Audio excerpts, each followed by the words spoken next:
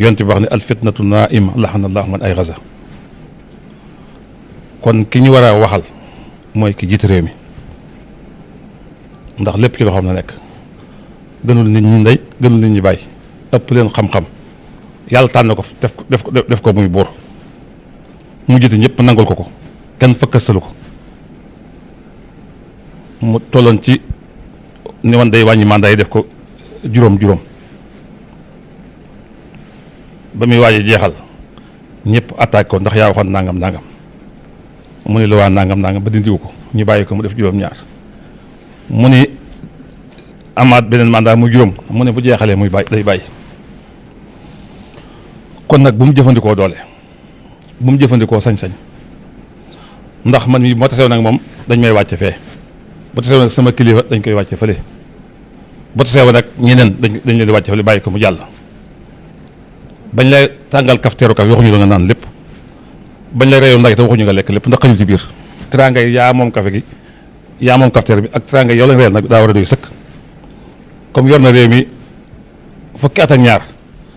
te jàpp naa ne keneen du ko yor fukki at ak ñaar ndax ñaari juróom la ñuy wax muy fukk ko yar moom nga yor war naa doy loolee buñ taajeem ndox nag ñëpp war caa naan nga naan ñaari pot bëgg a dolli ñetteel nit ñi dañuy tey sa loxo lii moo indi coow li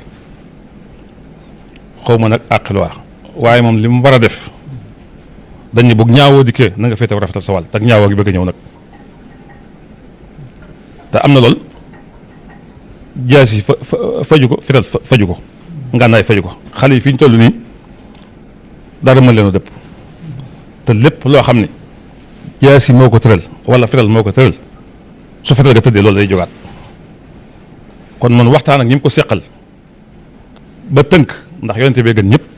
sallallahu alayhi wa sallam sun borom da koo wax ne sun borom da koo wax ne wa saawirhum fil amri wa izaa azamta fa tawakkal ala llaah daa jëkk a wax fa bimaa rahmatin min allaahi linta lahum walaw kunta fazzan xaliisal qalbi lanfaddu min hawlika ci yërmande yàlla moo tax nga mokk kilifa dafa war a nooy ba noppi dëgër leet ba noppi xat ñaar nag bu ñuy xëccoo ku jëkk a bàyyi rek gañe nga te moom mi ngi xëccoog mbooloo kon moo war a bàyyi mbooloo mi tooñ ñu ko de seen àq la ñuy laaj te mu jël na àqam mu noppi kon nag li gën ci moom gën ci réew mi mooy mu dem ci rafetal fa imsaakun bi ma'ruufin aw tasrihun bi ihsaan comme wax na fu ne waxati fu ne te nit nag du fas wu ñu tënk du mbaam mu ñu tënk ci kàddam nañ koy yeew moo waxoon ne ba amee ñaari mandat bàyyi kon wërta yokk mandat